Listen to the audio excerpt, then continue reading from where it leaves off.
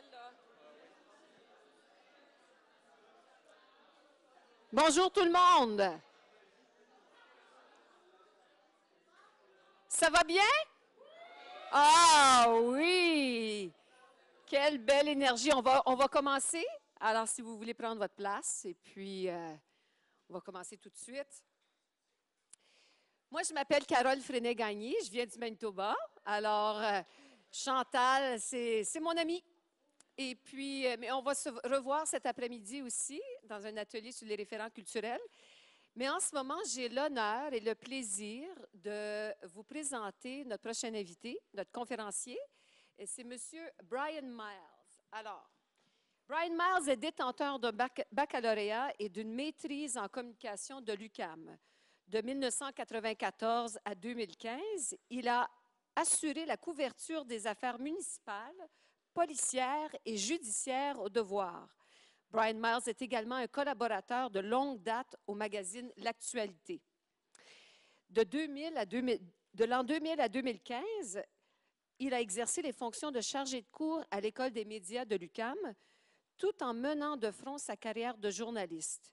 En 2015, il quitte le Devoir pour accepter un poste de professeur régulier à l'École des médias de l'UQAM. Et le 18 janvier dernier, le Devoir annonce sa nomination à titre de directeur du quotidien montréalais. Alors, j'aimerais, mesdames et messieurs, que vous accueilliez chaleureusement M. Brian Miles.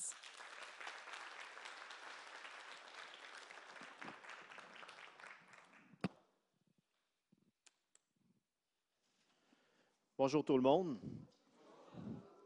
Merci beaucoup d'abord aux organisateurs de ce forum de m'avoir invité. Quand on a tendu cette perche il y a déjà quelques mois, j'ai dit oui tout de suite à Denis Desgagnés sans aucune réserve. Merci aussi de prendre le temps de m'écouter ce matin et de m'accueillir. C'est un privilège pour moi de m'entretenir aux jeunes ambassadeurs de la francophonie. Vous êtes, après tout, les leaders de demain. Et sans vouloir mettre trop de pression, c'est quand même sur vos épaules, beaucoup plus que sur les miennes, que repose l'avenir de notre belle langue, hein, parce que vous êtes un peu plus jeune que je le suis. Et par conséquent, vous serez appelés à jouer des rôles de leader demain et nous assurer que le français, cette langue qui nous unit, cette langue et cette culture, puisse continuer de rayonner. Je souligne dans la salle la présence de Jean-Benoît Nadeau, qui est un de nos collaborateurs au Devoir. Je me sens épié en ce moment. Alors, Jean-Benoît, vous avez peut-être croisé Philippe Orphalie aussi, qui fait partie de notre équipe de journalistes surnuméraires hier. Philippe avait animé certaines tables. Philippe et Jean-Benoît sont des journalistes qui s'intéressent beaucoup à la francophonie. Mon nom, Brian Miles, hein, ça fait un drôle de nom pour un francophone, hein, vous ne trouvez pas? D'ailleurs, les mauvaises langues, lors de ma nomination comme directeur du Devoir, disaient sur les médias sociaux, ce déversoir de plein de médisances et de calomnies parfois, tient donc un anglophone à la tête du Devoir. Et toute ma vie, on m'a demandé, dans le fond, quelle était ma langue maternelle. Et je me suis souvent posé la question, pourquoi on me demande tout le temps ça? Moi qui n'ai pas d'accent, qui parle un français québécois de base comme n'importe quel Québécois. Et le questionnement que j'ai eu, je me suis dit, au fond, comment on s'identifie à une langue? Et qu'est-ce que ma langue maternelle? Bien, ma langue, c'est la langue dans laquelle ma mère me chantait des berceuses. C'est le français.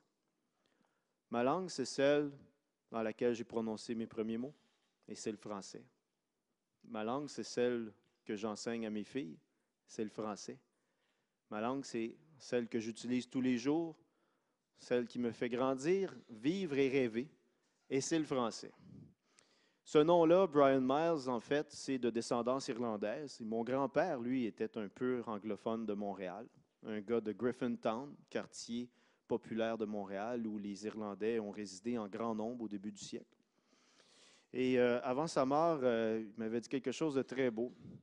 Cet homme-là est né dans une famille anglophone, a marié une francophone, comme une quantité industrielle d'Irlandais au Québec, et s'est francisé par la force des choses. Les francophones, les Québécois francophones et les Irlandais avaient beaucoup de choses en commun. La religion catholique, l'amour de la bonne chair et de la bonne vie, un ressentiment ou une certaine méfiance à l'égard des Anglais.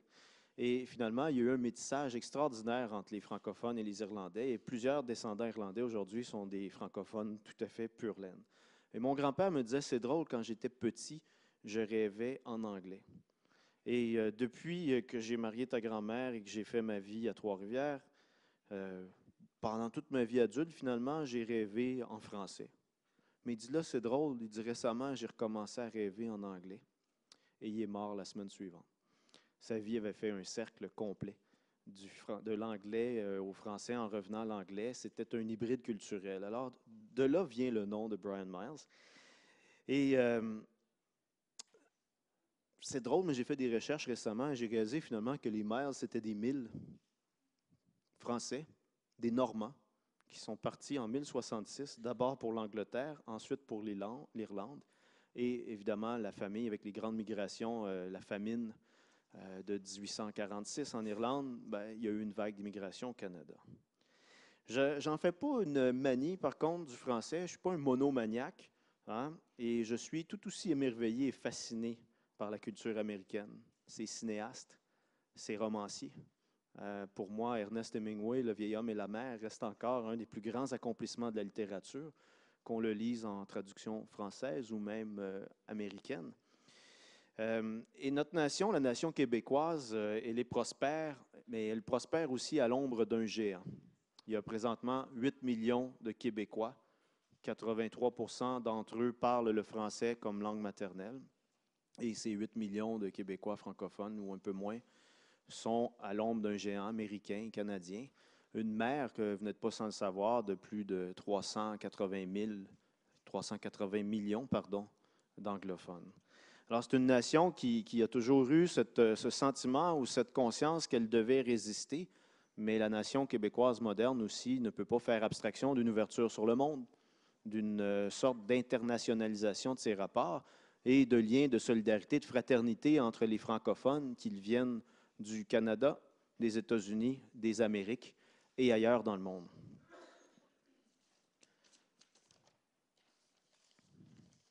On m'a confié la mission, comme Madame le disait, de diriger le devoir le 18 janvier dernier. Je dis bien une mission parce que le devoir, ce n'est pas un journal comme les autres. Le devoir a été fondé en 1910 par Henri Bourassa et je suis, en 106 ans, le 9e directeur de ce journal. Alors, quand on dit qu'on devient directeur du devoir, la blague, c'est qu'on est devenu le pape de la rue Bleury. Avant, c'était le pape de la rue Saint-Sacrement, mais on a déménagé, donc c'est le pape de la rue Bleury. Et bientôt, ça va être le pape de la rue Berry, puisqu'on déménage à nouveau au mois de décembre. Le devoir, curieusement, son histoire est indissociable de celle de la francophonie américaine, parce que ce nom du devoir n'est pas une invention d'Henri Bourassa. Vous savez que le premier devoir était un hebdomadaire publié au Michigan par une communauté francophone qui vivait à Muskegon, petite ville du nord-ouest de l'État. Et Henri Bourassa, qui avait des liens avec les fondateurs de ce journal, avait retenu le nom et en avait fait le sien en 1910. Nous sommes, au devoir, le seul quotidien francophone indépendant d'Amérique du Nord. Ça fait beaucoup de mots, ça fait pompeux. Le seul quotidien francophone indépendant d'Amérique du Nord. C'est-à-dire qu'il y a d'autres quotidiens, mais il n'y en a aucun comme le devoir, de par sa structure de propriété. Il est unique. Au Québec, on retrouve, pour un bassin de 8 millions de personnes, 10 quotidiens payants et 2 gratuits. Ça m'a toujours fasciné. Le Québec, c'est une pépinière de quotidiens. Et il y a eu une époque à Montréal où il y avait 8 quotidiens à Montréal seulement, incluant les anglophones, dans les beaux jours des années 60, 70. Bien, outre le devoir, dans le marché de Montréal, maintenant, on retrouve la presse, le Journal de Montréal, le 24 heures et le Métro, ces deux-là étant des gratuits. À Québec, vous avez le Journal de Québec et le Soleil. En région, vous avez les quotidiens de Capital Média, qui sont le Nouvelliste, le Quotidien, le Droit, la Tribune et la Voix de l'Est. Et tous ces beaux journaux, ensemble, impriment un total de 8 millions d'exemplaires par semaine. On est quand même des gros lecteurs au Québec. Le Devoir, je disais qu'il est unique par ses contenus et sa structure de propriété. C'est un journal pleinement indépendant qui n'appartient à personne. Le pouvoir du directeur est presque absolu. On ne m'appelle pas le pape pour rien en blague. c'est que le directeur, une fois qu'il est nommé, a droit de vie ou de mort à peu près sur les contenus, les orientations du journal et n'a pas de compte à rendre à peu près personne, sinon qu'au conseil d'administration pour l'approbation des états financiers, les grandes orientations budgétaires. Et c'est Henri Bourassa qui l'a voulu ainsi, parce qu'au début du siècle, les journaux québécois étaient tous inféodés à des intérêts politiques ou à des idéologies. Un journal, c'était une coquetterie qu'un millionnaire ou quelqu'un de bien fortuné se payait pour faire avancer ses idées. Alors, les journaux étaient à l'abri des grands hommes d'affaires ou à l'abri des grandes familles politiques. Et Henri Bourassa a voulu d'un organe de presse totalement indépendant qui pourrait amener les Québécois vers le haut. D'ailleurs, le voilà, Henri Bourassa, notre fondateur, qui était aussi un homme politique et un orateur hors pair, nettement meilleur que moi. Et député, il a réussi à faire l'exploit d'être élu député dans les deux chambres, à l'Assemblée nationale au Québec et à la Chambre des communes à Ottawa. Et élu aux deux endroits, il a finalement choisi de siéger à une des deux places. Et Henri Bourassa, qu'est-ce qu'il voulait faire au fond? Dans l'éditorial fondateur qu'il publie à la une du Devoir le 10 janvier 1910, il y a une phrase un peu surannée qu'on utilise encore. Henri Bourassa disait « Nous dénoncerons le coquin et nous appuierons les honnêtes gens. » Je me suis dit « Wow, quel beau métier! Payer pour dénoncer le coquin. » Le coquin, quel qu'il soit. Et à travers les époques, bien, le coquin a pu être le clergé. Il a toujours été les faiseurs d'élections. Les gens qui détournaient le bien public de ses fins utiles. Alors, il y avait la dénonciation du coquin comme étant une partie prenante de l'ADN du devoir. Et je vous dis que cette expression-là court encore dans la salle. À la blague, une fois de temps en temps, on va se dire, puis, quel coquin dénonce-t-on aujourd'hui? Mais le plus important dans l'éditorial fondateur d'Henri Bourassa, c'était cet appel à réveiller dans le peuple et surtout dans les classes dirigeantes le sentiment du devoir public sous toutes ses formes.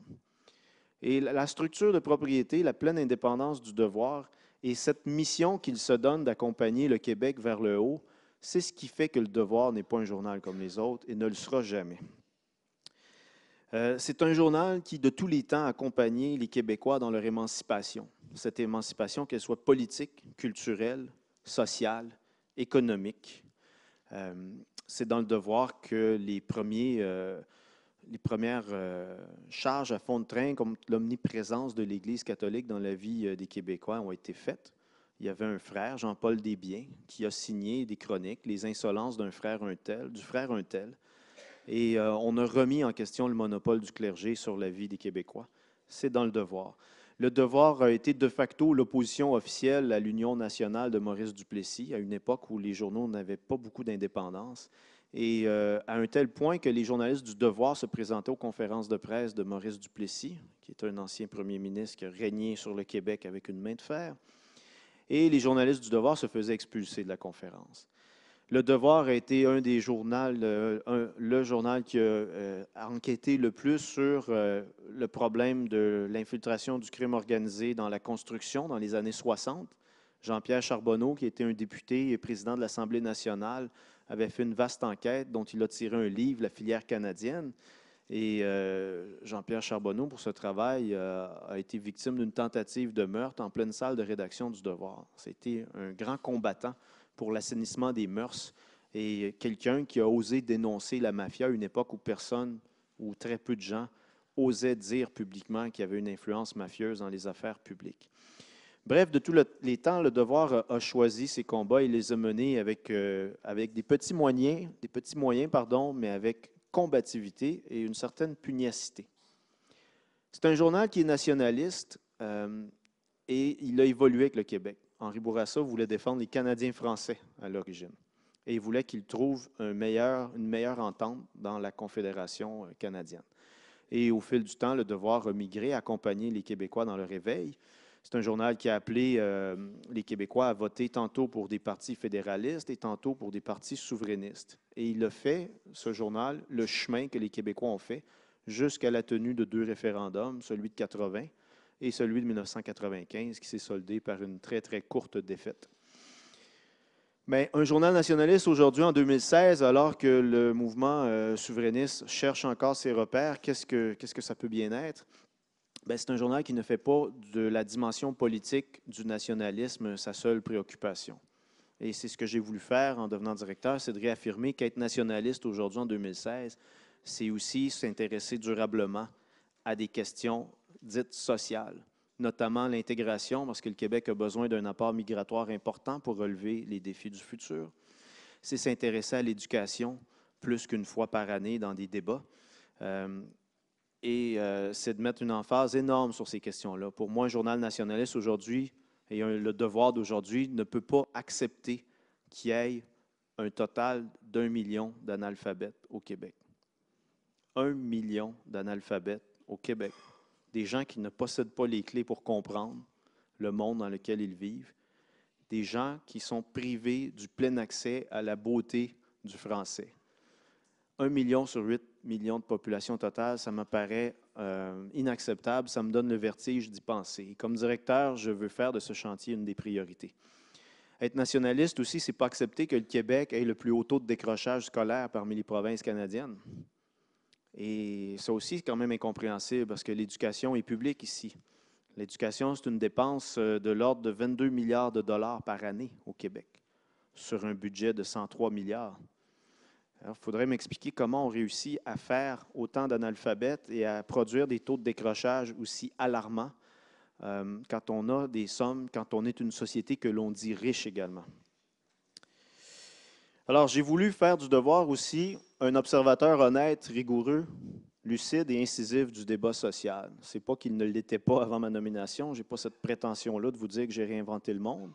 Mais cette ligne éditoriale-là, je l'ai rappelée dans 2 éditoriaux fondateurs. C'est une drôle de tradition de voir, mais on attend du nouveau directeur qu'il se commette et qu'il énonce ses orientations et les grands principes qu'il va défendre. Henri Bourassa, bien sûr, a inauguré la tradition dans son éditorial fondateur et tous les directeurs qui se sont succédés l'ont fait. Celui qui a poussé l'enveloppe le plus loin, c'était Filion. Filion avait fait, je pense, 13 éditoriaux où il avait dit aux Québécois quoi penser sur tous les sujets d'actualité importants. L'éducation, la santé, la politique étrangère.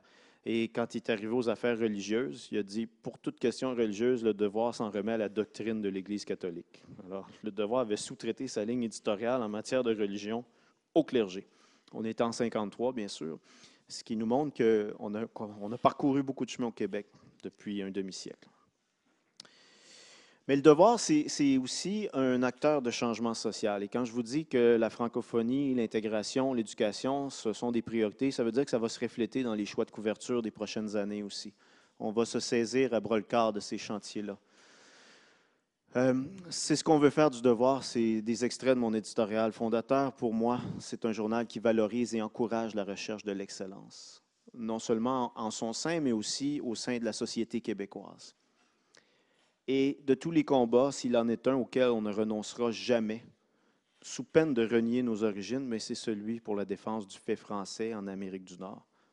Cette nation singulière qui est la nôtre et qui n'a pas juste les frontières du Québec, cette nation qui existe par une langue et une culture commune, que l'on soit au Manitoba, en Colombie-Britannique ou dans un coin perdu des États-Unis, la défense du fait français en Amérique du Nord, le devoir, c'est un combat qui est le sien depuis sa fondation et qui va le rester sous ma direction.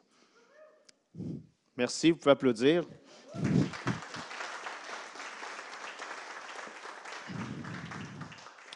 Alors, le devoir stimulera notre désir collectif de naître, de grandir, de vivre et de rêver en français. J'aurais pu ajouter de créer aussi en français. Et nous ne connaîtrons aucune autre position que celui de l'observateur honnête et rigoureux du débat. Et à tout prendre, le devoir a toujours eu un faible pour la défense de la veuve et de l'orphelin. Évidemment, un journal qui dénonce le coquin et appuie les honnêtes gens a un parti pris ou une sensibilité accrue pour les faibles, les vulnérables, les précaires, les marginaux, les gens qui ont besoin d'un soutien. Et le devoir n'a jamais été le journal de l'establishment, le journal qui défendait de manière aveugle les grands intérêts du moment. Son indépendance était trop précieuse pour nous permettre d'abdiquer et de se ranger à l'ombre des faiseurs d'opinion, à l'ombre des partis politiques. Ce n'était pas les intentions du fondateur et ça n'a jamais été l'intention d'aucun des directeurs. Bon, on va revenir à celle-là un peu plus tard. On parle de tout ça, mais on ne peut pas parler du devoir uniquement aujourd'hui quand même. On m'a demandé de faire une conférence sur la presse francophone. Euh, Parler de la presse sans parler de la liberté de presse, ça m'apparaît un peu court comme conférence. Et la liberté de presse, c'est peut-être une des libertés qui est la plus précieuse et qui est parmi les plus menacées en ce moment. Vous savez, dans l'environnement juridique que l'on connaît ici, on a des droits fondamentaux garantis par des chartes, une charte québécoise des droits et libertés, une charte canadienne des droits et libertés. Alors, il y a les droits à la vie, à la sécurité, à la liberté. Il y a un droit à la liberté de conscience et de religion. Il y a aussi un droit à la liberté de presse. Et tous ces droits-là sont en compétition les uns avec les autres. La liberté de presse n'est pas un droit absolu qui l'emporte. Et il y a des moments où la liberté de presse va être mise en réserve. La liberté, le droit à la vie privée, par exemple, va l'emporter sur la liberté de presse. On ne peut pas entrer, faire des intrusions dans la vie privée des gens au-delà du raisonnable. La liberté de presse, elle est précieuse parce que c'est la liberté de dire les choses, de nommer la réalité, de la critiquer et de remettre en question les grands problèmes de notre temps. Les choses, dans notre conception occidentale du monde, les choses existent parce qu'on les nomme. Les réalités sociales, les problèmes existent à partir du moment où on est capable de mettre un mot et de dire. Il y a des pays dans lesquels on emprisonne encore des poètes. Un poète, c'est quelqu'un d'excessivement dangereux quand on y pense, parce qu'il n'a aucune autre arme que les mots. Et ces mots-là structurent le monde. Ces mots-là structurent notre avenir. Ils ont façonné notre passé, ils façonnent notre présent et ils façonneront également notre avenir. Et la liberté de presse, malheureusement, elle est très mal aimée, elle est très mal comprise, même par le public et les décideurs. Ce que l'on entend souvent, ce n'est pas tant une défense de la liberté de presse qu'une condamnation des excès commis au nom de la liberté de presse. Tout récemment, il y a un de mes anciens collaborateurs qui s'appelle Claude Robillard, qui a été le secrétaire le permanent de la Fédération professionnelle des journalistes au Québec pendant plus de 25 ans. Claude a fait un ouvrage fantastique sur la liberté de presse avec une préface signée par Pierre Trudel. Pierre Trudel, c'est un avocat spécialiste du droit des médias et ces deux-là, ensemble, ont travaillé sur ce livre. Et Pierre Trudel nous rappelait que la liberté de presse est mal aimée. Dans le fond, il résume ça à une phrase, c'est « oui à la liberté de presse si elle me sert, mais non si elle permet aux autres de me déranger ».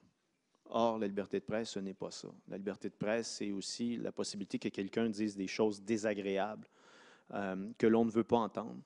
C'est d'être exposé à son opinion et les multiples opinions contraires à la nôtre. La liberté de presse, si c'est pour faire ronron patapon, ça ne sert à rien. Ce n'est pas un droit fondamental pour lequel il faut se battre.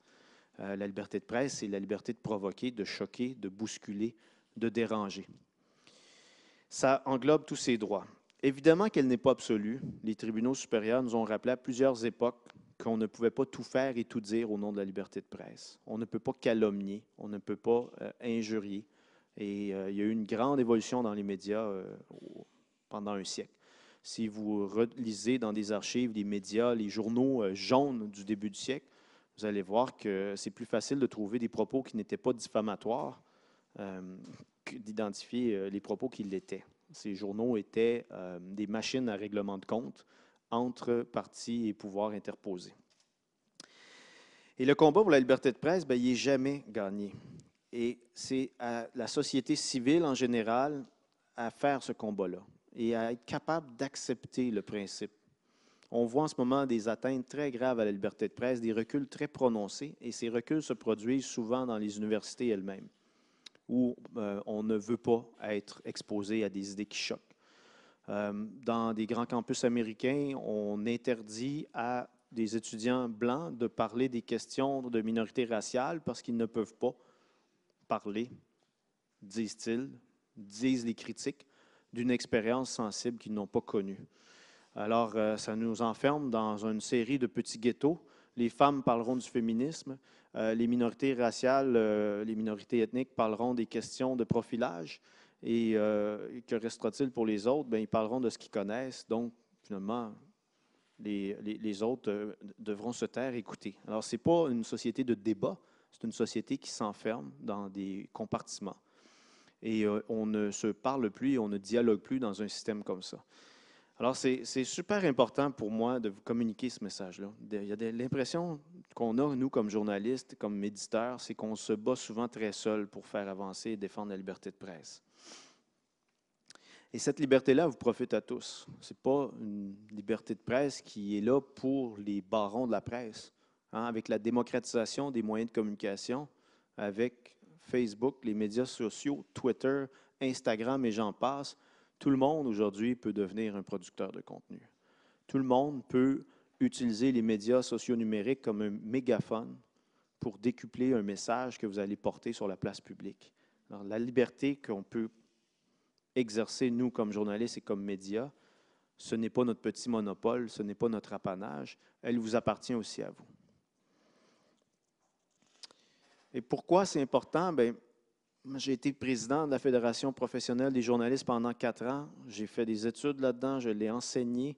Je cherche encore des pays démocratiques et en santé où il n'y avait pas de liberté de presse. Et j'en ai pas trouvé. La liberté de presse est indissociable de la démocratie. Il n'existe pas de société pleinement libre et pleinement démocratique là où les journaux et les médias sont muselés. Alors, on peut voir la liberté de presse comme une espèce de canari dans la mine. Là où il y en a beaucoup, règle générale, le débat démocratique et le débat social se portent mieux. Là où il n'y en a pas du tout, bien, on est dans une dictature. Et je cite Claude Robillard dans son ouvrage qui le dit, on a beau chercher des précédents, il n'existe aucun système de contrôle d'information dont le résultat se traduit par une meilleure information pour les citoyens. C'est l'oxygène d'une démocratie, la liberté de presse et des médias en santé. Maintenant, cette liberté, elle va être amenuisée si on n'a plus de médias. Et là, je vais vous parler un peu de la situation québécoise et dans une certaine mesure de la situation nord-américaine. Parce que les difficultés que les médias dits traditionnels rencontrent, qu'ils soient au Québec, en français, au Canada anglais ou en Amérique du Nord, ces difficultés-là sont similaires. Et ça tient en fait à la remise en question d'un modèle d'affaires.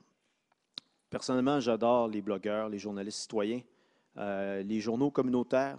Je trouve qu'ils contribuent tous à l'enrichissement du débat démocratique, chacun à leur façon.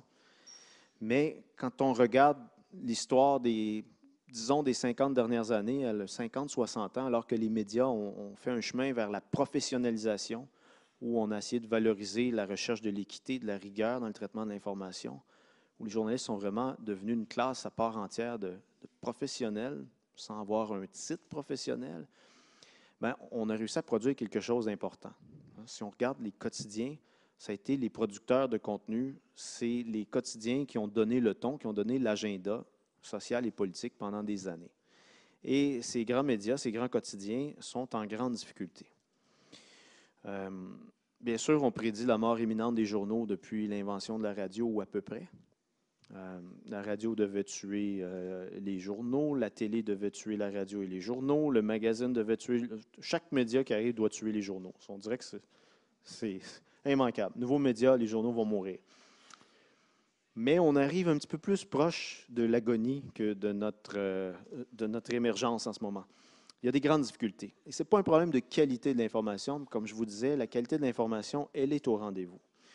Mais on ne retrouve pas dans cette révolution que l'on vit des revenus comparables à ceux qu'on trouvait à l'époque où on produisait des journaux imprimés. Et je m'explique.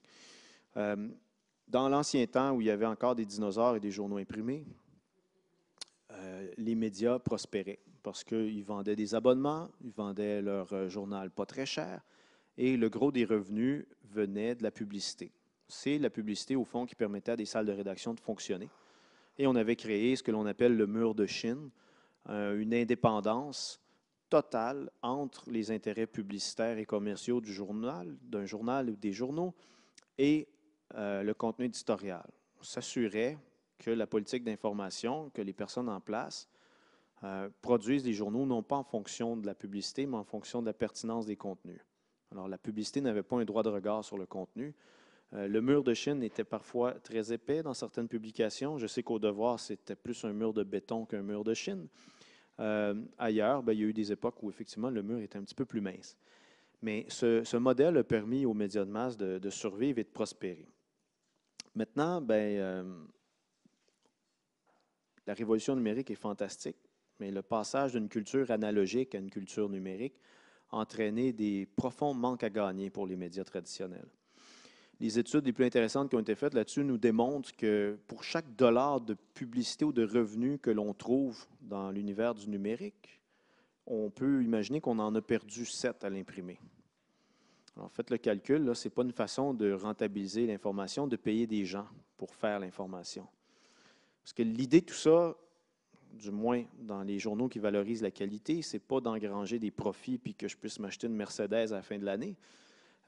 C'est d'être capable d'avoir des revenus autonomes en quantité suffisante pour payer des journalistes à temps plein, pour qu'ils puissent se consacrer à la mission d'informer puis de faire du journalisme.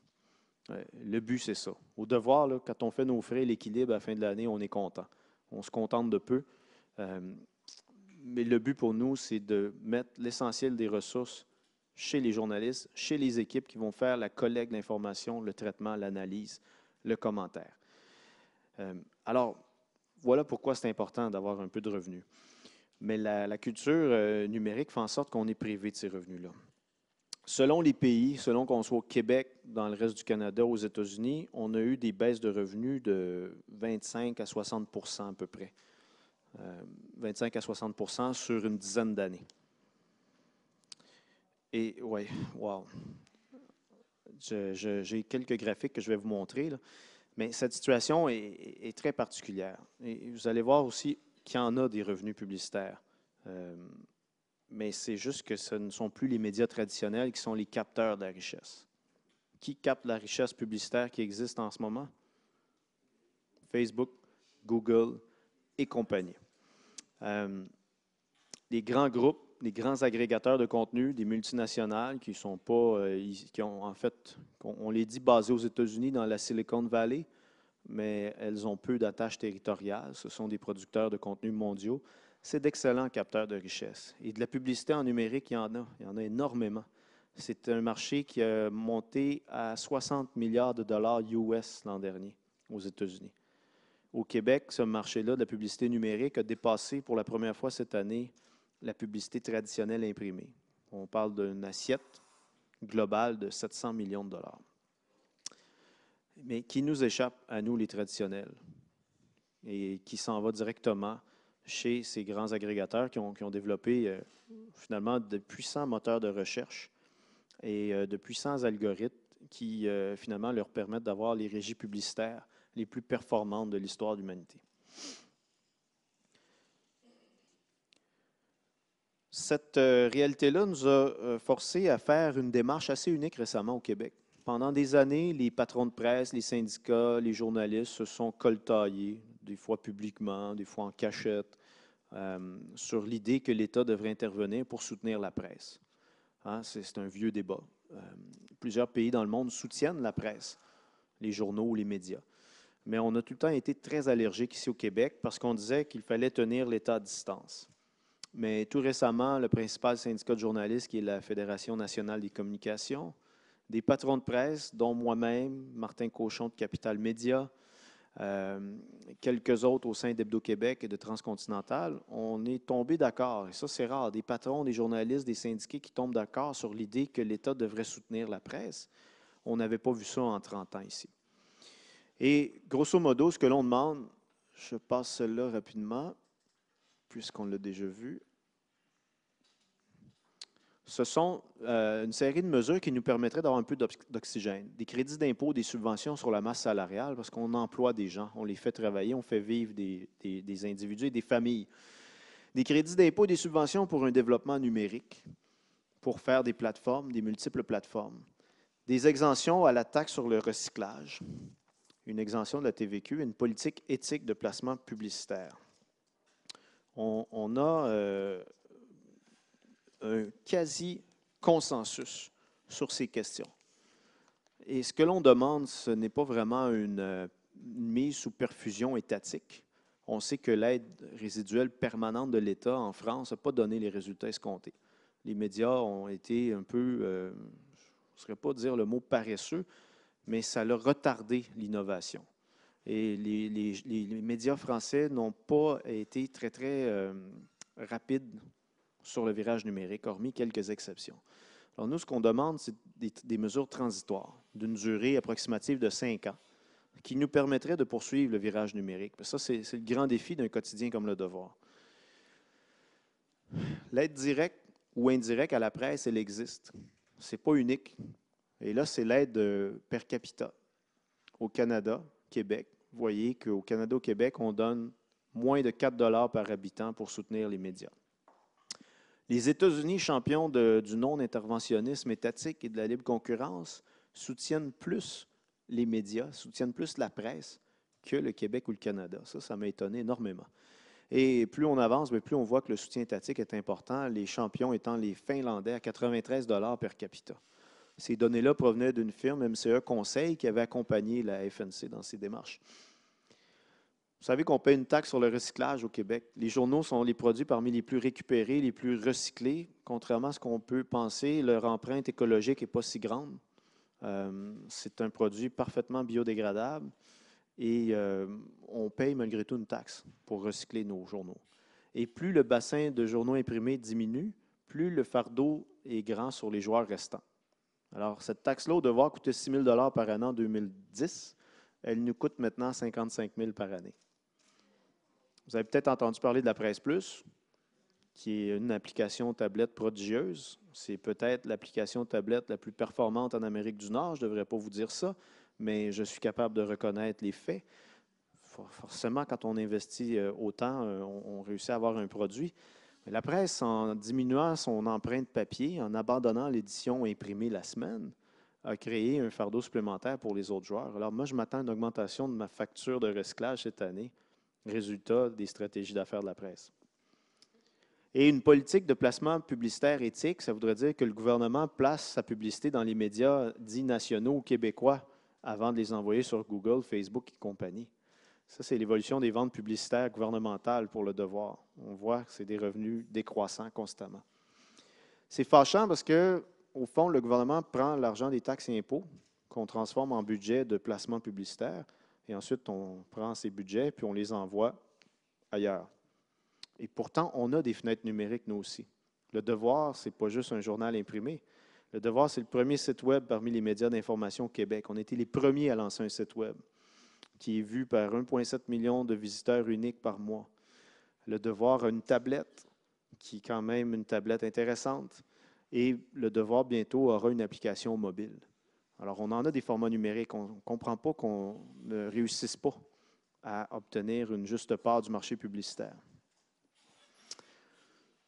Ici, vous avez les parts de marché des différents médias. Quand je vous dis qu'on a 8 millions d'exemplaires par semaine écoulés, ça se répartit un peu comme ça. Québécois, donc le Journal de Montréal, le Journal de Québec et 24 heures, c'est 45 % des lecteurs de quotidien au Québec. Ce qui nous fait réaliser qu'on a un petit problème nommé concentration de la presse ici. Le Québec est une des sociétés où la concentration de la presse est la plus forte dans les sociétés occidentales. Et quand la presse, en fait, Jessica a décidé de se départir de ses quotidiens régionaux pour les céder à Capital Média, mais ça a déjà créé un petit peu plus de diversité. On peut au moins dire que maintenant, il y a 2 propriétaires, Martin Cochon et Jessica, là où il n'y en avait qu'un seul avant. Mais ce n'est pas un portrait qui est très encourageant.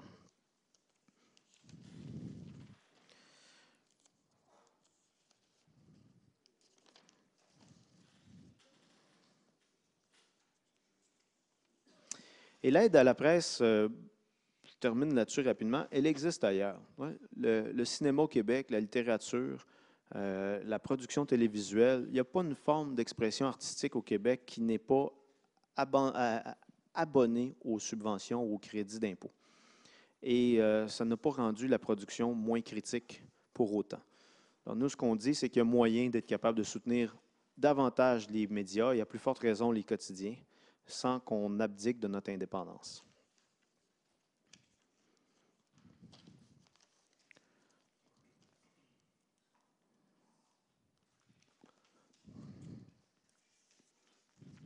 J'ai parlé de la crise. Les revenus publicitaires des quotidiens au Canada, 30 de baisse sur 10 ans. Et ça, c'est les Américains. Ici, de 2005 à 2014, on parle d'une baisse de 60 On parle de ce qu'on appelle en bon français les legacy newspapers, les médias dits traditionnels. Donc 30 Et j'ai, dans un forum sur la francophonie, une diapositive avec un titre en anglais, mais c'est bien parce que le rapport est écrit en anglais, qui nous vient des États-Unis, du centre de recherche Pew, le Pew Center. Et la situation qu'ils décrivent là, au fond, c'est la situation que l'on connaît ici également. Les Américains ont beaucoup de données, beaucoup de maîtrise sur l'évolution des journaux et des tirages. Et si on fait l'exercice ici, on arrive à des résultats assez similaires. On voit que le tirage, la ligne jaune, stagne, mais que les revenus publicitaires, eux, sont en chute constante. 2009 étant un creux historique, ce n'est pas passé une semaine en 2009 sans qu'un quotidien disparaisse aux États-Unis. Et on a vécu l'an dernier la plus grosse baisse de revenus publicitaires après celle de 2009. Alors, on voit bien que l'environnement est en déclin constant. Et quand je vous dis qui sont les capteurs de la richesse, la grosse tarte de 60 milliards US, vous voyez que 5 joueurs captent 60 des revenus publicitaires numériques. Facebook, Google, Yahoo, Twitter, Verizon. On arrive à 60 juste avec eux. Mais personne ne parle jamais d'un oligopole des médias sociaux. Et ça, c'est la réalité des quotidiens. On dépend encore largement des revenus de l'imprimé. C'est ça notre drame. Les revenus de l'imprimé, qui est dans le diagramme à bande, la partie la plus importante, vous voyez que ce sont des revenus en déclin constant. Et les revenus numériques, ben, la progression n'est pas suffisante. C'est encore l'écume des mers, les revenus numériques. C'est un glaçage sur un gâteau qui n'existe plus finalement. Et donc, on n'est pas capable d'avoir des structures, puis des salles de rédaction, puis d'occuper des multiples plateformes avec des revenus en déclin constant comme ceux-là. Et l'incapacité chronique des médias à capter la publicité numérique force à faire des choix éventuellement. Je ne pense pas que d'ici 5 ans, on va avoir le même paysage au Québec dans le domaine des médias. S'il n'y a pas une intervention, s'il n'y a pas une prise de conscience aussi de la population sur la valeur de l'information, il y a des joueurs qui ne seront plus dans le marché dans 5 ans. D'abord chez les hebdos, ensuite chez les quotidiens régionaux. Mais chose certaine, cette mort des quotidiens qu'on prédit depuis l'invention de la radio, comme je vous disais, c'est une prédiction qui va peut-être finir par se réaliser un jour. Et on y sera perdant au change. Perdant parce que dans les quotidiens, dans les journaux, il y a des journalistes, comme je le disais, payés pour faire ce travail. Il y a des éditeurs, il y a des chefs de pupitre. Hein? Un journal, c'est une organisation du monde.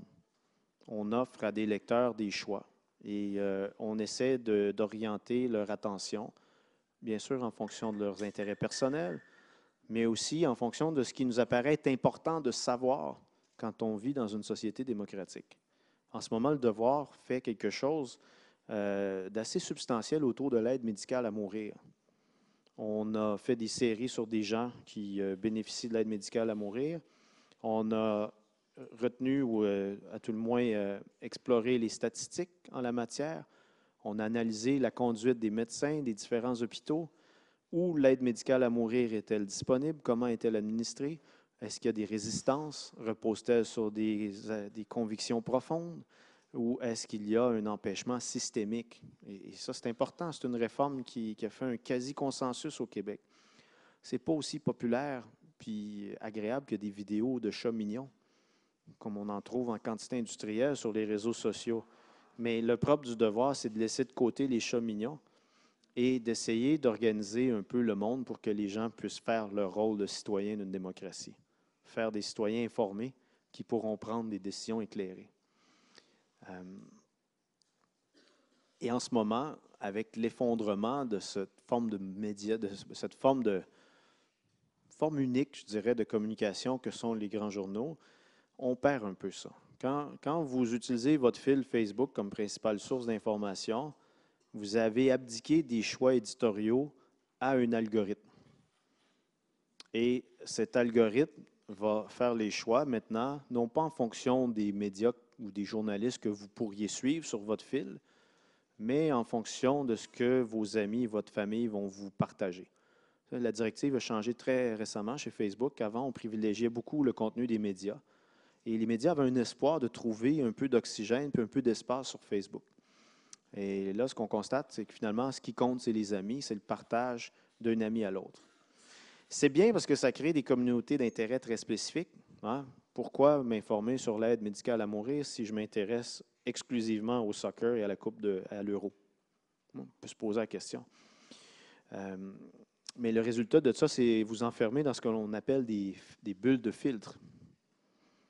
Il y a un activiste américain qui s'appelle Lee Pariser qui a travaillé beaucoup cette question des bulles de filtre.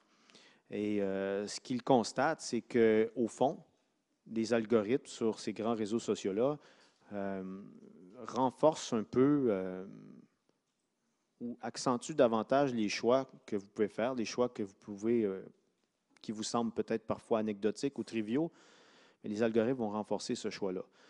Et lui avait fait un exercice fascinant. Il suivait autant des démocrates que des républicains sur son fil Facebook. Et il a réalisé à un moment donné que, puisqu'il allait davantage vers ses amis démocrates, Facebook avait décidé que les commentaires de ses amis républicains n'étaient plus utiles et n'apparaissaient plus sur son fil. Là, il y a toujours quelqu'un qui fait un choix pour vous quelque part. Et l'algorithme va le faire en fonction des intérêts strictement économiques de l'entreprise. Dans les médias dits traditionnels, on essaie de faire des choix en fonction d'une espèce de vivre ensemble. Ça peut paraître un peu vieillot, tout ce que je vous dis là, mais je viens d'une école, comme je vous disais, une école de pensée dans laquelle il n'existe pas d'une société démocratique sans des médias solides, une presse libre. Le devoir est en papier en ce moment, mais il ne sera peut-être plus en papier dans 10 ans. Ou il le sera peut-être encore.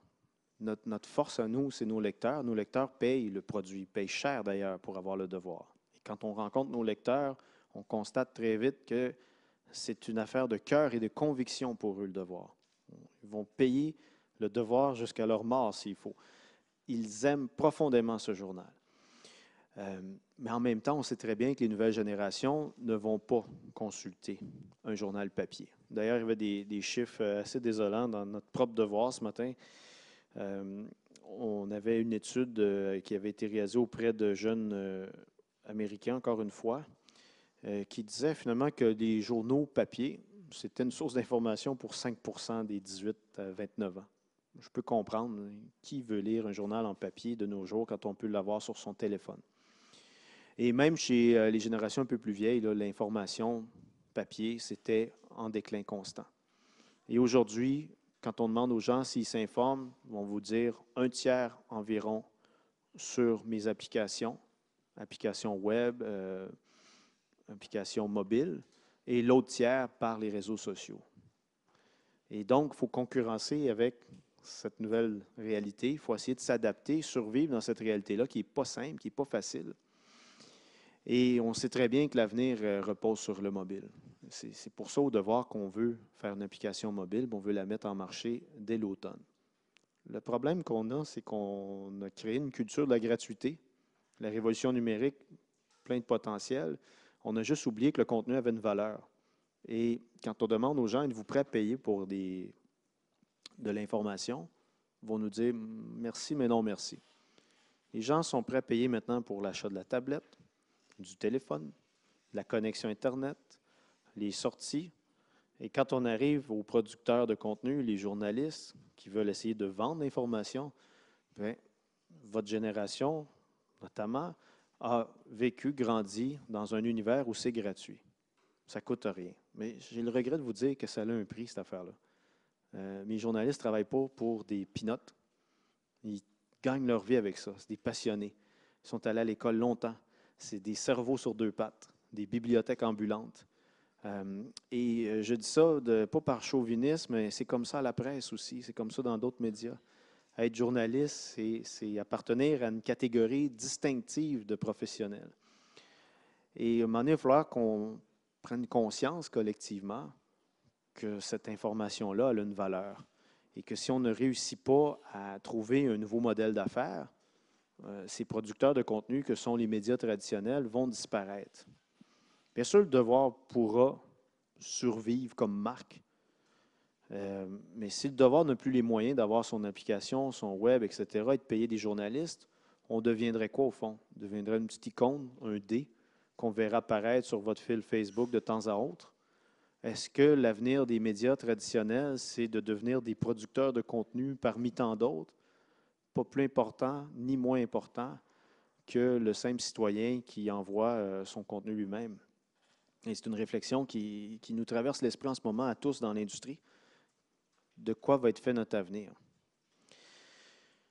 Il y avait un grand penseur de communication qui est décédé, James Carey, qui disait que dans le fond, les médias de masse, c'était une invention de la classe moyenne nord-américaine. Ça avait été fait pour que la classe moyenne puisse se renvoyer finalement une image satisfaisante d'elle-même. Le média était un miroir symbolique qu'on tend vers soi-même pour se regarder.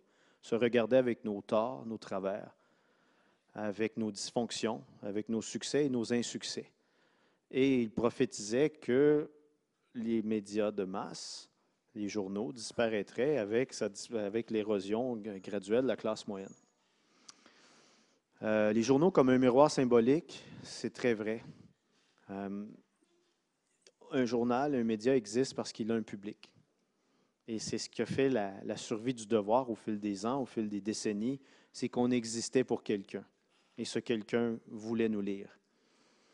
Maintenant, est-ce qu'il en sera autant dans 10 ans ou dans 5 ans? Est-ce que votre génération et celle qui vous précède va se saisir de ce journal, qu'il soit en papier ou sur un mobile?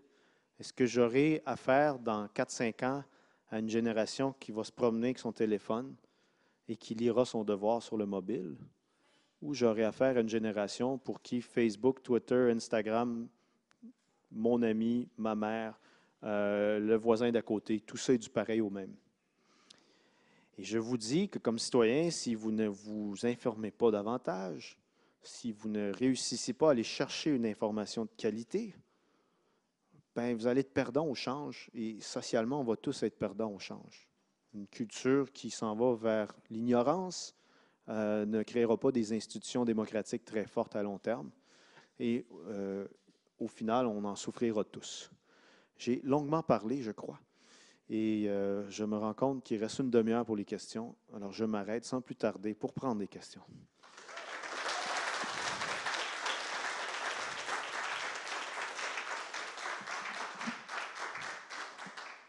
Je m'en voulais aussi de ne pas vous présenter mon équipe. Ils ne sont pas tous là, mais le Devoir, c'est un contrat fort avec les lecteurs. Mais si le contrat dure depuis aussi longtemps, c'est parce qu'on a une équipe dévouée, dédiée, qui y croit profondément aussi. Merci beaucoup, M. Miles.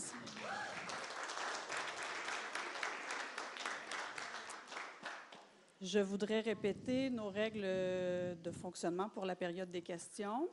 Alors, M. Miles va prendre 2 questions en alternance et ensuite il va répondre. N'oubliez pas de vous présenter, de dire d'où vous venez. Aussi, pensez au droit de parole et au partage du temps de parole. Donc, dans votre commentaire ou dans votre question, soyez bref, allez à l'essentiel. D'accord? Nous avons une demi-heure et quand il sera rendu le temps de quitter, bien, malheureusement, peut-être qu'il n'aura pas répondu à toutes les questions. Merci. On va faire notre gros possible. Alors, je prends les 2 premières. Je vais de gauche à droite. D'accord. Bonjour, Monsieur Miles. Ça s'écoute bien? Merci à vos paroles. Je m'appelle Renata Farias, je viens de l'Argentine. Et en Amérique du Sud, on voit que le moyen de communication façonne l'opinion publique. Donc, il arrive qu'ils sont au service des intérêts des groupes économiques, des groupes politiques. Et parfois, il arrive même à mentir sans scrupule ou à reproduire des stéréotypes racistes, machistes, classistes. Et tout cela, parfois, ils le font au nom de la liberté de presse. Donc, je me demande qu'est-ce que vous pensez que nous pouvons faire là où il y a, je crois, un enjeu éthique assez polémique. C'est bon. Bonjour, je m'appelle Chantal Sorin, je suis à Winnipeg, au Manitoba. Ma question commentaire, c'est sur l'extrait de Survie du fait français en Amérique du Nord. On a sorti à Winnipeg un reportage sur le fait que les jeunes franco-manitobains sont mal à l'aise de parler aux Québécois. On se fait traiter d'anglophone, on se fait demander, juste cette semaine, je me suis fait demander « Ah, ben quand as-tu appris le français? » C'est ma langue maternelle, j'ai appris l'anglais à 5 ans. On se fait aussi dire que notre français n'est pas assez bon, et tout à cause de l'accent. Aussi cette semaine, ou dans la dernière semaine, la loi sur l'épanouissement de la communauté franco-manitobaine, la communauté manitobaine française, a été approuvée. La ville de Winnipeg a lancé l'appel pour un directeur des services en français. C'est deux énormes nouvelles pour nous. Alors, un peu ma question, c'est les Québécois ne semblent pas savoir qu'on existe. Comment est-ce qu'on... le devoir, alors tu as dit le survie du fait français en Amérique du Nord. Je suis juste curieuse de savoir un peu comment tu reçois ça, puis un peu ce que vous faites ou qu'est-ce que vous pourriez faire pour nous faire connaître. Okay.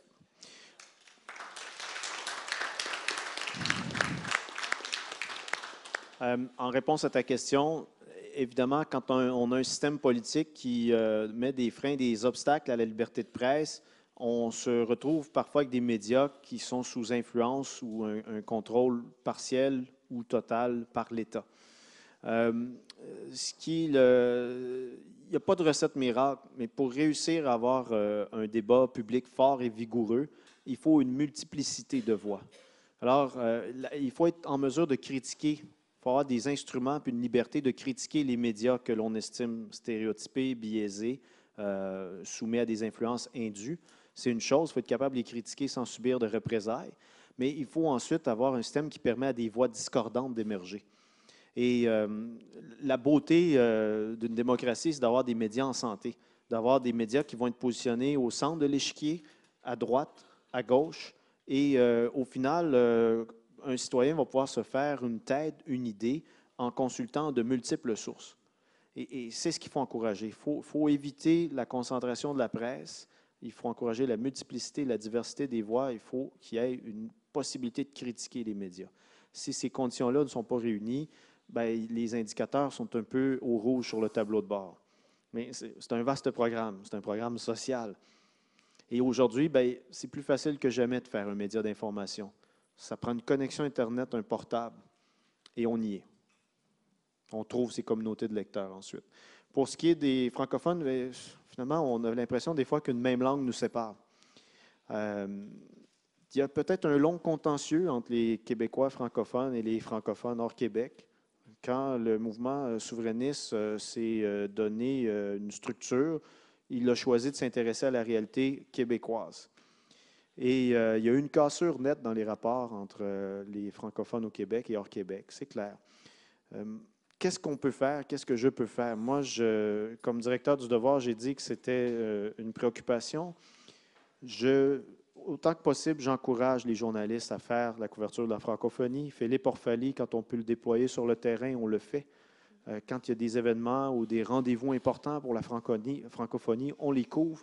La bataille de Montfort, on l'a couvert en long et en large. Les droits linguistiques des minorités francophones dans toutes les provinces, on a toujours couvert ces questions-là. Mais évidemment, il faut convenir que les médias aussi parlent d'abord à leur public et que ce sujet-là, s'il est important, bien, pour les Québécois en ce moment, il n'est peut-être pas aussi important que l'état de délabrement du réseau de l'éducation.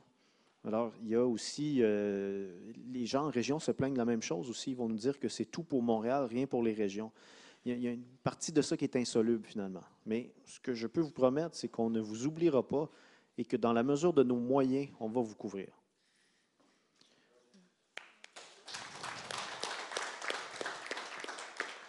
Bonjour, M. Miles. Je m'appelle Anaïs Elboujdani et j'habite à Vancouver, mais je suis originaire du Québec. J'aimerais d'abord saluer le travail extraordinaire que vous avez fait quand vous étiez à la Fédération professionnelle des journalistes du Québec pour défendre la liberté de presse, autant au municipal qu'au fédéral. À chaque fois qu'il y avait une entrave à la liberté des journalistes, vous avez dénoncé ces entraves-là. Donc, merci. Merci. Et J'aimerais également souligner le travail que le Devoir fait, le travail extraordinaire au niveau de la couverture environnementale. Tous les enjeux environnementaux qui touchent qui sont principalement au Québec. Vous couvrez également ce qui se passe ailleurs au monde, mais au Québec, vous êtes le seul journal, à mon avis, qui est vraiment honnête, qui est très rigoureux sur ces questions-là. Donc, merci pour ce travail. Et donc, ma question, elle concerne la littératie et le numérique. J'aimerais savoir comment vous envisagez le virage numérique par rapport aux questions d'analphabétisme. Comment est-ce qu'on réconcilie ces deux réalités-là? Parce que d'une part, il y a une question d'accès, mais en fait, je ne veux pas répondre, je peux vous en Non, parler bien, dessus. c'est une question excessivement complexe, mais c'est vrai qu'aujourd'hui, quelqu'un qui est en double situation d'analphabétisme et de déficit technologique est doublement mal outillé. Moi, je crois beaucoup au rôle de l'école là-dedans. L'école, le dépistage précoce, rapide dans les écoles doit se faire. On ne peut pas échapper à un élève aujourd'hui, pas dans un système de financement public de l'éducation, pas avec une population aussi petite que 8 millions de personnes, on n'a pas les moyens d'en échapper un. Et donc, il faut que les services à la petite enfance et dans les premières années du parcours primaire soient décuplés, à mon avis. Et qu'on accompagne aussi les enfants, parce que, évidemment, on ne vient pas tous de foyers qui ont été branchés.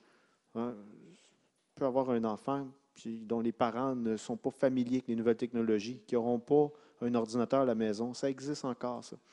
Il faut avoir une école qui est alerte et consciente de son devoir, parce que ça fait partie de la socialisation de base maintenant.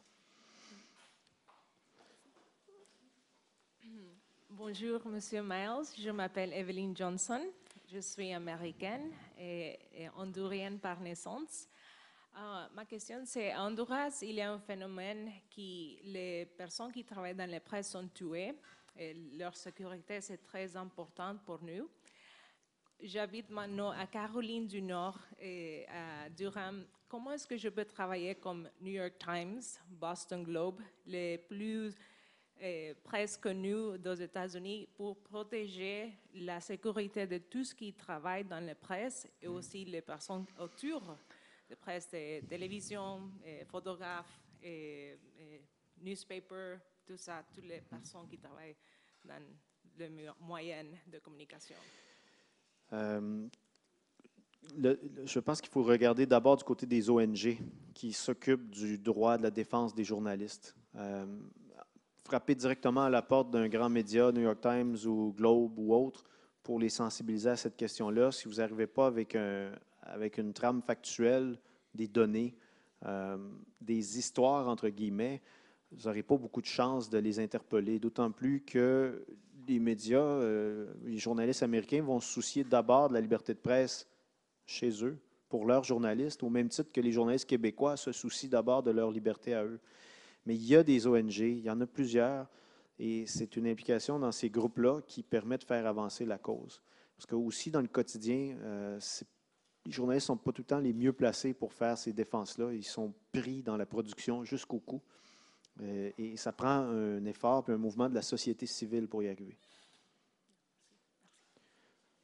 Je vais recommencer à prendre 2 questions à la fois. J'ai perdu un peu la méthode. Bonjour.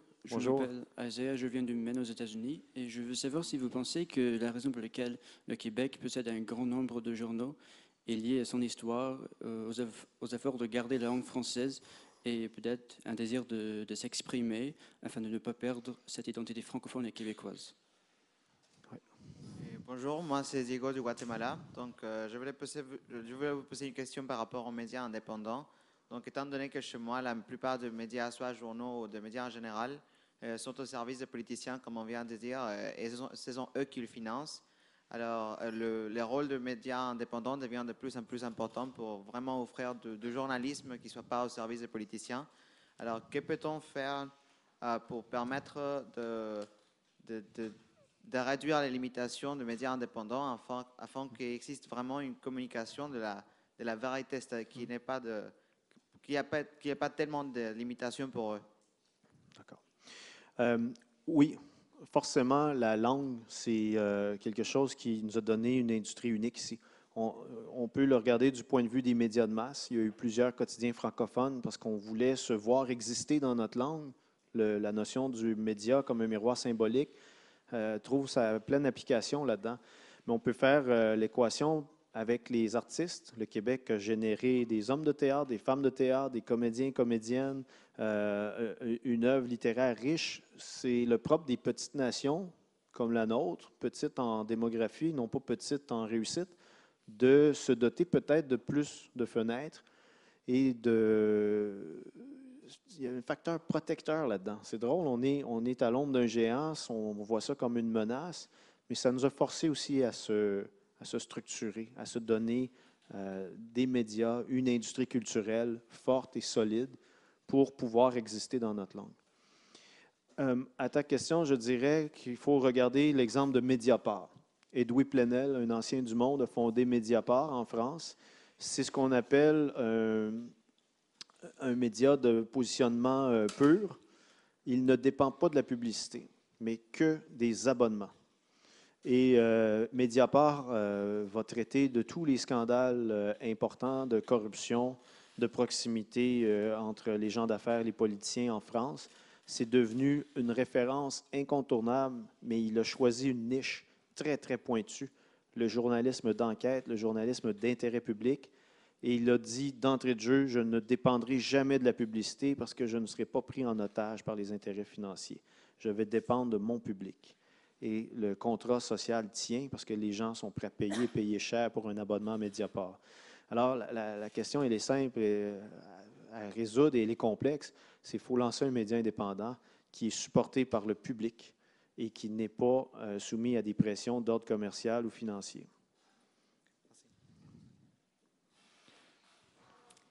Bonjour, Monsieur Miles. Merci beaucoup de votre conférence. Je m'appelle Perla, je suis mexicaine et je viens de déménager à Ottawa pour suivre mes cours de maîtrise. Je voulais vous demander, dans un contexte de globalisation où les nations cherchent de plus en plus à se démarquer à l'international et augmenter leur notoriété et leur identité, j'aimerais connaître vos idées et votre vision du rôle des médias québécois pour renforcer la cohésion et l'image des marques du Canada à l'international. Okay. Bonjour, moi c'est Calvin Jean-Pierre, je viens d'Haïti. Je voulais vous demander par rapport à la liberté de la presse, nous savons tous que porter quelque chose sur la place publique, ça peut être très grave si l'on tient compte que ce n'est pas dans toutes les sociétés qu'il y a une masse critique qui puisse bien interpréter pour pouvoir agir dans l'immédiat. Maintenant, il y a certains pays où les journalistes se déclarent même quatrième pouvoir. Il y a comme une dictature de la presse. Maintenant, quand cette liberté d'expression devient liberticide, est-ce que pensez-vous qu'effectivement la presse peut constituer un quatrième pouvoir? Comment revenir à la démocratie participative où tout le monde a le droit de penser et d'agir sans une dictature de l'information? Pour ce qui est de la première question, comment renforcer l'image de marque, moi je conçois le rôle des médias comme étant au service du public et des lecteurs d'abord.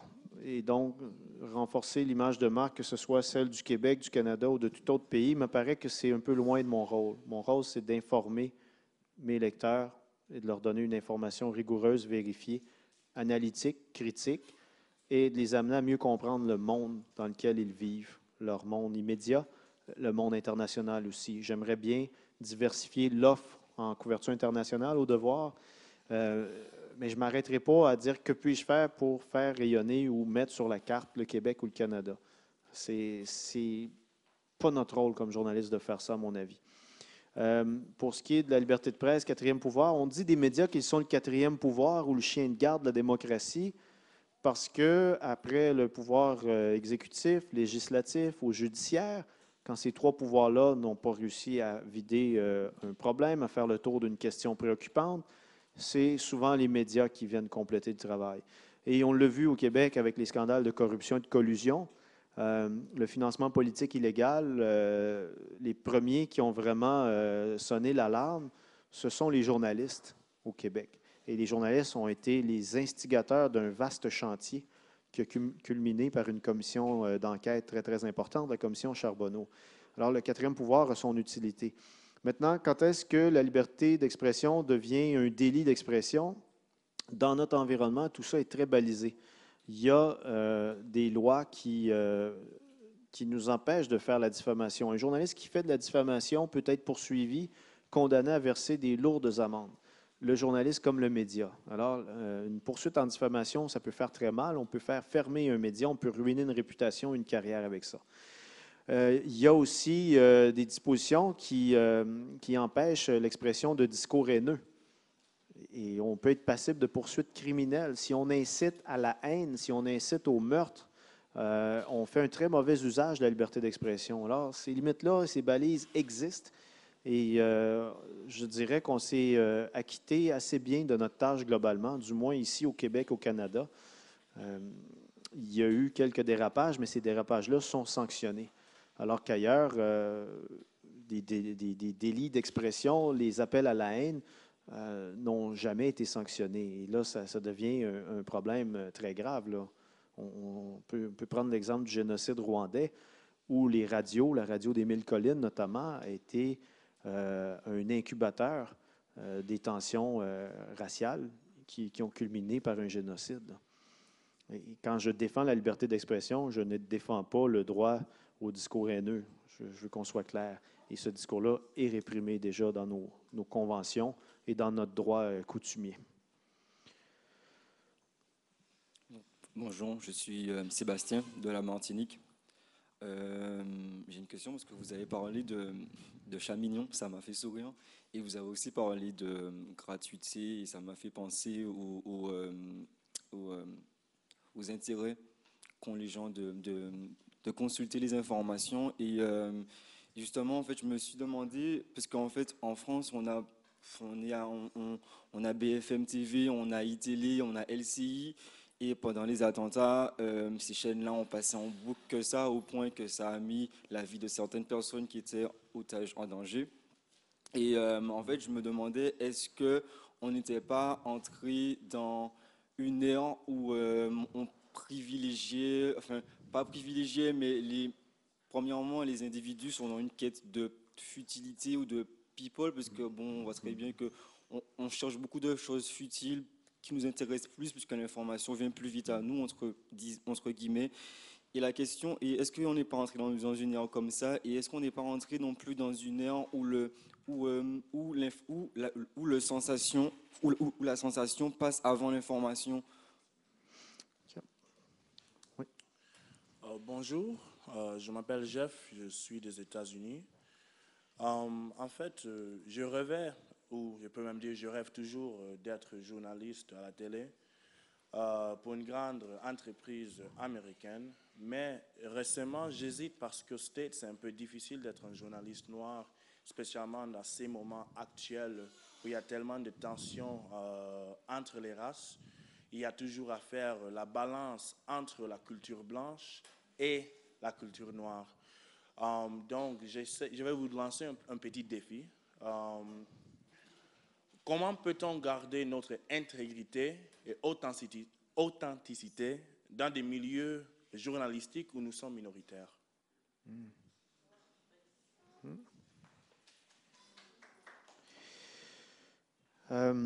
La question de la trivialité et de l'information, c'est une question qui est très, très vieille. Hein? Ce n'est pas nouveau, ça. Et je dirais que c'est peut-être même c'est l'œuf ou la poule. Est-ce qu'il existe des médias triviaux, sensationnalistes, parce qu'il y a un public, ou le public suit ensuite parce qu'on crée ces médias-là? Bon. Il y a tout le temps eu un public, et malheureusement, il y a un très bon public pour la trivialité. Ce n'est pas ma conception d'information. Bon, ça existe. Paris Match, je ne touche pas à ça. Ça ne m'intéresse pas. Donnez-moi le monde avant Paris Match. De là à dire qu'on va les interdire, non. On ne peut pas avoir un régime fait sur la censure. Il faut encourager l'expression multiple des voix et il faut trouver un moyen, à travers tout ça, d'encourager, de soutenir les médias qui font une différence, les médias qui travaillent sur la valeur ajoutée, sur l'information que l'on dit d'intérêt public. Et je considère, moi, que ce n'est pas pire qu'avant. On a un portrait peut-être un peu faussé parce qu'on est exposé à des multiples sources, là où on ne l'était pas il y a à peine 15 ans. Alors, quand on regarde le panorama mondial de l'information, quand on s'abreuve autant en Amérique qu'en Europe, on peut dire, mon Dieu, que l'information est triviale. Mais moi, je le prends à l'envers, je me dis, mon Dieu, que l'offre d'information est diversifiée. Si j'avais eu tout ça quand j'avais 8 ans, j'avais un quotidien quand j'avais 8 ans, c'était le Nouvelliste à Trois-Rivières. Alors, moi, je trouve qu'au contraire, on a accès à une panoplie d'instruments pour s'informer. Il suffit de s'en approprier puis de faire des choix judicieux. Et le reste, ben, on laisse les vidéos de chats mignons. On ne peut pas rien contre ça. C'est comme la pluie et le beau temps, c'est immuable.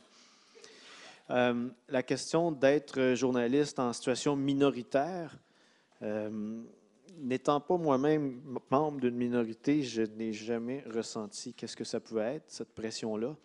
Je sais par contre que tous les médias ont un rendez-vous avec la diversité, au devoir comme ailleurs. Et moi, mon souhait le plus cher, c'est d'être capable de faire entrer la diversité dans la salle de rédaction. Ça veut dire d'essayer de trouver une façon de voir pas juste des francophones issus du même moule, ce que l'on dit des pure laine, francophones blancs, milieu traditionnel. On essaie d'ouvrir nos horizons.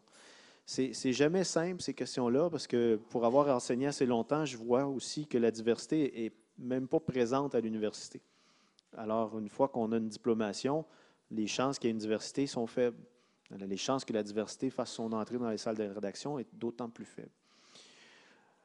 Tu sembles dire que ce n'est pas possible d'être journaliste quand on vient d'une minorité, d'être noir aux États-Unis dans un contexte de tension. Moi, je suis un naïf. Je crois encore que quand on veut faire quelque chose, quand on rêve suffisamment et qu'on se donne les moyens de réaliser nos rêves, d'habitude, on réussit. Mais il faut être persévérant et tenace. Et personnellement, j'adore les biographies d'artistes, que ce soit à la télé ou dans les journaux et tout. Quand tu commences à lire sur des artistes qui ont eu du succès, je vous mets au défi de trouver une carrière parfaite. Tous les artistes qui ont percé ont eu des années de vache maigre et de misère, mais ils ne pouvaient pas imaginer faire autre chose que de l'art et ils sont passés à travers. Et c'est ce que je dis aux journalistes aussi. Faites-le, accrochez-vous. Et donnez-vous les moyens de réaliser vos rêves et vous allez y arriver. Ça peut être long parfois, mais on y arrive.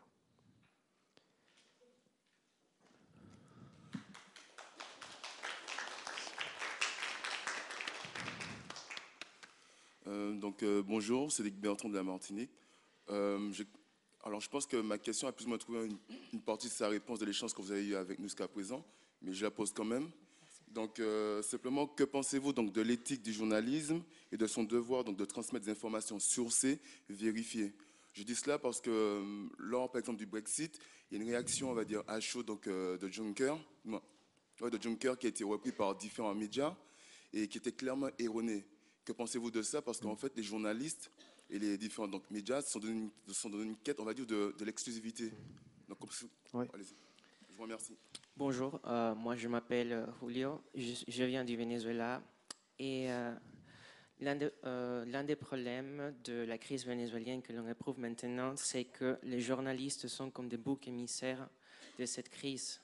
C'est-à-dire, on a vu un nombre accru de journaux fermés ou censurés et on a vu aussi une culture de rumeurs parce qu'on n'a pas accès à l'information et n'importe quelle personne peut transmettre des informations. Et cela entraîne un analphabétisme par la diffusion, un analphabétisme chez les personnes parce qu'ils n'ont pas accès à la technologie ou aux journaux parce que les prix des papiers sont élevés. Et il y a des journaux quand même qui n'ont qu'une seule page pour exprimer quelles sont les mesures qu'on peut mener à bien pour démocratiser cette pratique de l'information et pour garantir que l'information arrive à tout le monde. Merci. Être journaliste, ce n'est pas être sténographe sans mémoire. C'est trier, prioriser, hiérarchiser la réalité. Hein? La réalité est un matériau qu'on ordonne pour son public. Donc, la base d'un journaliste, l'ABC du travail, c'est de produire une information vérifiée, rigoureuse, qui tient la route d'un point de vue factuel. En même temps, c'est également de rapporter dans les grands moments les paroles et les propos tels qu'ils sont. Si Donald Trump aux États-Unis a un discours raciste, ben, il faut pouvoir le citer mot pour que le public puisse savoir qu'il a affaire à un raciste. Il y a des moments où les gens, les titulaires de fonctions vont nous mentir, vont nous raconter des sottises, et notre rôle, c'est de le rapporter. Maintenant, si on ne fait que le rapporter sans mise en contexte, on a joué un rôle de sténographe. L'important, c'est quand on se retrouve avec des gens qui nous mentent ou qui nous mènent en bateau, comme on dit en bon québécois, c'est d'être capable d'avoir une rubrique à côté qui va décoder et qui va remettre les pendules à l'heure. Le monde fait ça, les décodeurs, dans des situations de grande tension, de crise ou de perturbation, ils vont départager le vrai du faux. La rumeur de la vérité. Et ça, c'est fondamental. C'est ce qui nous distingue. S'il y a une chose qu'on possède encore comme journaliste qui est singulier, unique par rapport à la multitude de blogueurs et communicateurs, c'est la capacité de prendre un pas de recul et de faire une information vérifiée et rigoureuse. Si on perd ça, on a perdu notre fonds de commerce, on a perdu notre âme. Et pour moi, il n'y a pas de compromis possible là-dessus. La question des médias, je pense que là où la presse coûte trop cher et le papier est inaccessible, il faut envisager d'autres sortes de médias. S'il y a une radio libre, on peut se servir de la radio pour faire avancer les choses. S'il y a une connexion Internet, on peut faire un positionnement web, on peut envoyer une infolettre. L'idée, c'est de rejoindre des lecteurs et de les rejoindre dans le support qui va convenir à leurs besoins. Et je ne crois pas qu'on peut réussir à créer une société diversifiée, une société pleinement démocratique avec une presse libre, si on met juste l'emphase sur le problème de ceux qui mentent, le problème de ceux qui sont à la solde du gouvernement, le problème de l'information qui n'est pas vérifiée. Au contraire, il faut offrir à côté un tout autre panorama qui est l'information de qualité vérifiée, critique du pouvoir et de ses dérapages. Et je pense qu'il y aura toujours un public pour cette information-là. Écoutez, il nous reste 5 minutes. Il y a encore beaucoup de questions. C'est le même scénario qu'on vit depuis le début du forum, finalement. Alors, M. Maïs, je vais vous faire une proposition. Sentez-vous bien à l'aise? Est-ce que vous acceptez? Il reste là 3 de ce côté-ci, 3 de ce côté-ci. Je vais prendre les 6. Je vais prendre les 6 qui sont là. Est-ce qu'ils peuvent les dire, les 6? Oui. Puis ensuite, vous répondez en Je vais vrac. jongler avec les réponses. OK. Non, ça va. Merci. Alors, soyez concis, puis je vais réussir. Ouais. Merci, c'est Arzouma. Je réside en Alberta, mais je suis togolaise d'origine. Ma question va à l'endroit de la liberté de presse. Et j'aimerais savoir comment sait-on ce qu'on peut dire ou ne pas dire en tant que journaliste. Et comment faire quand on ne pense pas comme tout le monde. Merci. Bonjour. Je suis Serge Fécu, je suis haïtien, mais je vis en République dominicaine. C'est sans doute que le journalisme, c'est un outil démocratique éminent, mais dans certains milieux, on peut constater une sorte de politisation du journalisme. Moi, j'ai vu des directeurs d'opinion qui ont été avant des virulents critiques qui soudain se taisent en échange à un poste au pouvoir. Donc, est-ce que vous pensez que c'est un manque de professionnalisme ou d'éthique ou une certaine manière de faire et un rapport à un milieu spécifiquement? Okay. Merci. Bonjour. Bonjour, M. Miles. Oscar du Brésil. Justement, vous avez nous présenté votre journal comme ayant justement un devoir vis-à-vis de la nation québécoise. Alors, j'aimerais savoir si vous voyez que les devoirs peuvent jouer une place pour faire l'exercice de connaître la nation aux nouveaux arrivants, aux Québécois issus de l'immigration qui sont pas forcément au fait de la spécificité ou de la question nationale au Québec. Merci beaucoup. Bonjour. Je m'appelle Mercedes, je viens de Nicaragua. C'est un plaisir de vous poser une question. Alors, ma question, c'est comment faire voir dans les médias l'importance de la langue française et de la fierté francophone d'une façon qui attire l'attention, mais vraiment qui peut attirer l'attention. Merci. Bonjour, je m'appelle Carla, je viens du Panama. Chez moi, nous avons le problème que la presse est souvent trop influencée par des politiciens et des hommes d'affaires. Alors, on n'a pas vraiment des sources indépendantes. Moi, j'étais l'éditrice d'une hebdomadaire digitale gênée par des académiques et des étudiants. Et ce dont vous parlez de que les gens ne vont pas payer par l'information, ils ne vont pas payer par des idées, et c'est difficile. Ils te disent « Ah, c'est bien ce que tu fais », mais ils ne vont pas t'appuyer. Donc, ma question, c'est comment est-ce qu'on peut faire pour vraiment engager les gens à participer à ta cause? Parce que dans mon expérience, on a dû vendre l'hebdomadaire parce qu'on ne pouvait pas faire la recherche, ça coûte cher. Bon, bonjour à tous et à toutes. Et bonjour, Monsieur Myers. Moi, je suis Elina, je viens de la République dominicaine. J'ai deux petites questions. Premièrement, face aux conflits internationaux qu'on est en train de vivre, face aux crises internationales qu'on doit faire face à, quel est le rôle des médias, surtout des médias qui sont versés vers l'international, versés sur la communauté internationale, dans la gestion de ces crises-là? Est-ce que les médias doivent mener... On sait que le journaliste doit dire la vérité, dire la réalité telle qu'elle est, mais en même temps, comment est-ce qu'on gère ces faits-là pour ne pas accroître les crises qu'on est en train de manifester, d'informer, de gérer dans ce côté? Ça, c'est la première question. La deuxième question, à votre avis, quel est le rôle des médias sur l'appui ou la construction de leadership de la femme, surtout en République dominicaine? Moi, je reviens beaucoup avec le sujet de la femme ici, dans le forum. Mais c'est que dans les sociétés comme la mienne, la République dominicaine, la femme, c'est souvent présentée comme un objet, comme une partie de je ne sais pas quoi, qui n'a pas de volonté, qui n'a pas décidé. Et ça, c'est un rôle... moi, je pense que les médias sont un rôle très important là, parce qu'à la fin, c'est nous, les gens du média, qui portent des informations, qui portent des idées vers le public. Donc, à votre avis, c'est quoi le rôle des médias dans ce point-là? Merci. OK. Première question, qu'est-ce qu'on peut dire et ne pas dire dans les médias, et comment on fait pour se retrouver finalement quand on se sent un peu, quand on ne trouve pas ses repères?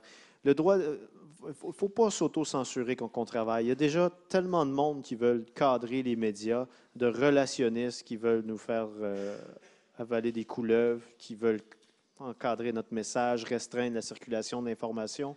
Tellement de gouvernements qui veulent étouffer l'information libre. Alors, le premier réflexe, c'est de ne pas s'auto-censurer en commençant.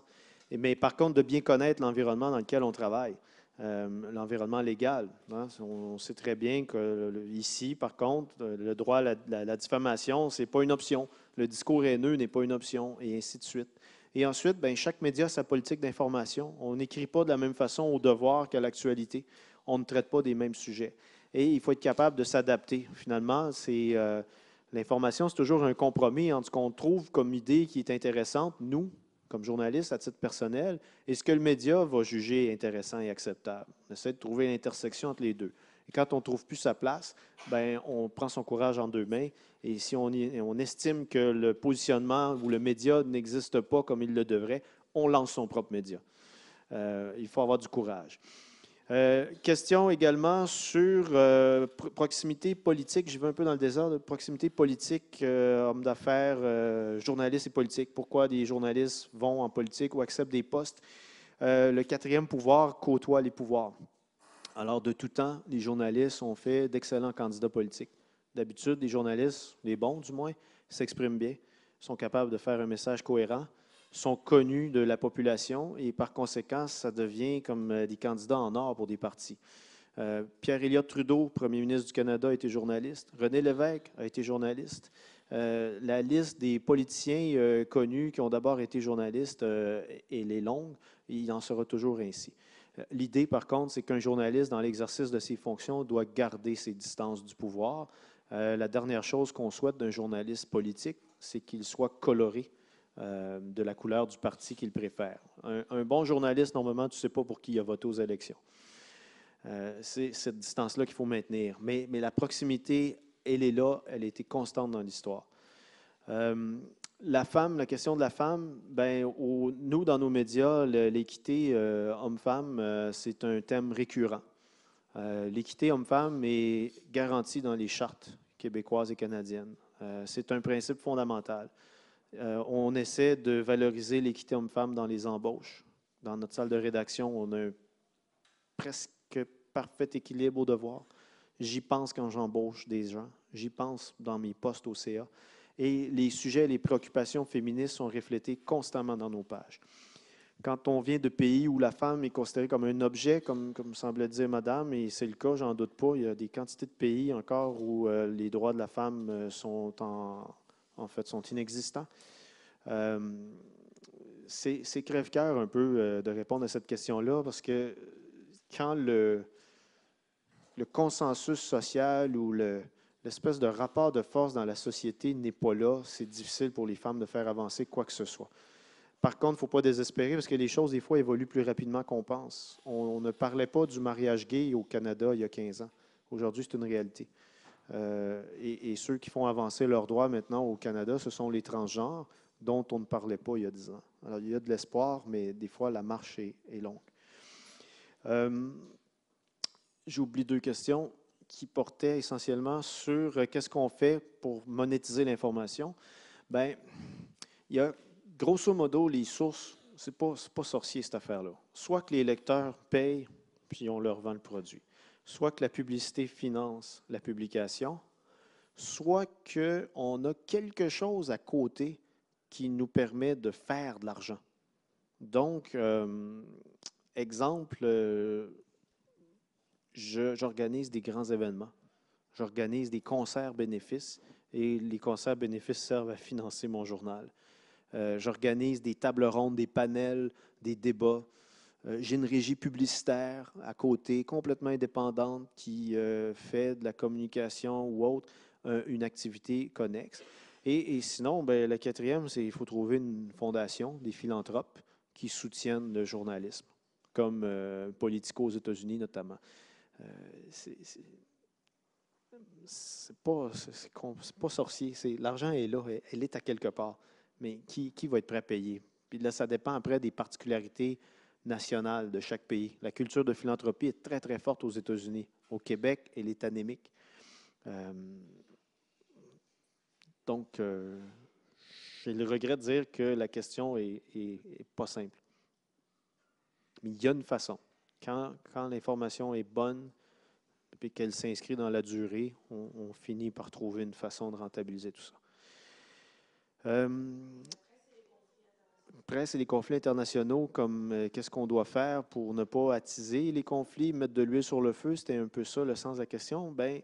Albert Londres, premier grand reporter français, qui disait que notre rôle, c'est finalement de prendre la plume dans la plaie. Et donc d'aller se mettre le nez dans les conflits, dans les situations misérables et miséreuses, témoigner de la douleur, de la souffrance, dénoncer pour espérer que d'autres un jour passent à l'action. Dans le fond, on est les historiens du présent, les journalistes. Et forcément, on va se promener aux 4 coins de la planète et on va rapporter du monde, de notre monde immédiat comme du monde au sens large. On va rapporter les problèmes, les crises, les conflits, en espérant qu'on puisse y mettre fin. Et je reviens à ce que je disais au début, les choses existent parce qu'on les nomme. Si on ne nomme pas un génocide, il n'existe pas dans l'esprit du public. Personne ne peut agir pour le prévenir ou réparer l'injustice. Donc, moi, je ne me soucie pas trop de cette question-là, dans la mesure où je me dis, le conflit existe, il préexiste l'arrivée des journalistes sur place et nous ne l'avons pas inventé, le conflit, nous ne l'avons pas créé, cette guerre, mais nous allons la rapporter au meilleur de nos connaissances pour que le monde ne puisse pas dire après Je ne savais pas. Voilà. Merci beaucoup. Merci beaucoup, M. Miles. Merci surtout pour votre engagement envers les mots, envers la langue, la liberté de presse et cette francophonie qui nous rassemble. Alors, au nom du Centre, j'aimerais vous offrir un petit cadeau et puis vous remercier encore pour votre présentation. Évidemment, dans les questions, ça a suscité beaucoup de questions, alors c'était d'intérêt. Alors, merci beaucoup. Merci à vous tous. Alors, merci. On se retrouve. Je passe le micro à Flavie qui connaît les logistiques. Vous avez vu